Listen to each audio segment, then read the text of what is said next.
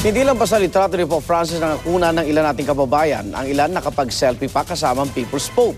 Ang kanilang kwento sa report ng saksing si Ruth Cabal. Libo-libo ang nagpaalam kay Pope Francis sa labas ng Apostolic Nunciature, ang naging official residence niya sa 5 araw na pagbisita sa bansa. Ilang minuto pagkadaan dito ni Pope Francis palabas ng Nunciature papunta na nga sa Villamor Air Base para sa kanyang flight sa Roma, ay ramdam mo pa rin yung excitement ng mga tao dito, no? Ma'am, bakit po kayo nagpunta dito? Ay, para po magkita si Pope Francis. Ang ilang tila may Pope hangover pa, siniguro ding makakapagpa-picture mismo sa harap ng Nunciature. Pinilahan pa ito. Remembrance lang for the visit. Maging ang ilang pulis at pamilya nila, di nagpahuli.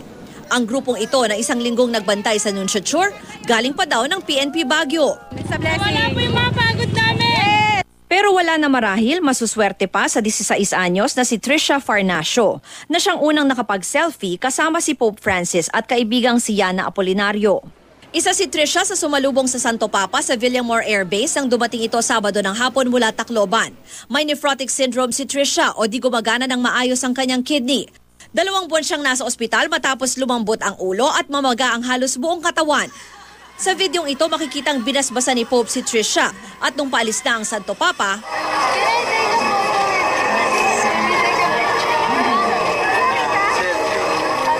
No, I was doing that, but then he said selfie.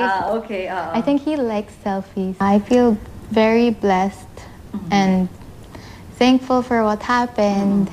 Ang kaibigang si Yana, nakapagpa-selfie rin, nakala mo'y close na close sila ng Santo Papa. Nitong linggo naman sa UST, nakapag-selfie din ang Yolanda Youth Volunteer at Electrical Engineer na si Ricky Macolor. Isa siya sa nagbigay ng testimonya sa Encounter with the Youth at nabanggit pa ni Pope. I'm very overwhelming. And right now, I still think na I still want to pinch myself. And then parang gusto ko malaman kung dream ba to or totoo ba talaga. Ako, si Ruth Cabal, ang inyong saksi.